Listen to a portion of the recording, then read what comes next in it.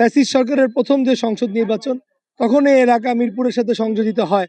বিধায় পরবর্তী 3টি নির্বাচনে যেহেতু আসল নির্বাচন হয়নি, তাই এখানে কোনো উন্নয়ন হয়নি, ব্রিজ নেই, তারা নৌকা দিয়ে যাতায়াত করেন।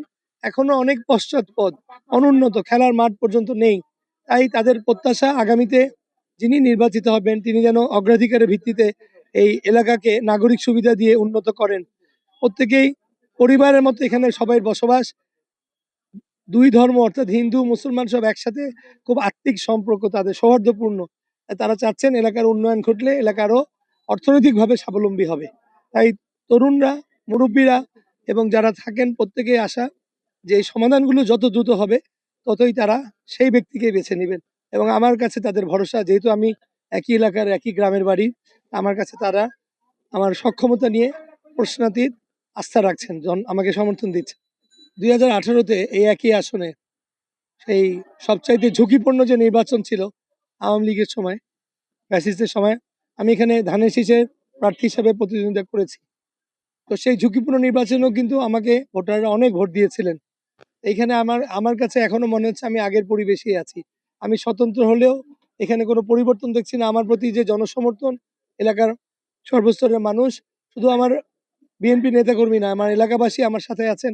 যেহেতু আমি এলাকার সন্তান, এই মিরপুরের সন্তান, এখানে আমার আত্মীয়তা না, শুধু আমার কর্মসংস্থানের সৃষ্টি করেছি এই এলাকায়। এখানে আমি সামাজিক উন্নয়নে আমি জড়িত।